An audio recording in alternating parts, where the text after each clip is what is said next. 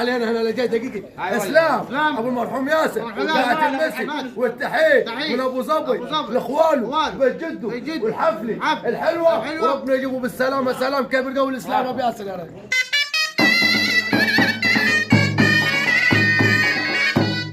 نسأل على عيال عمو تمن والعشرة زي ما انت والعشرة.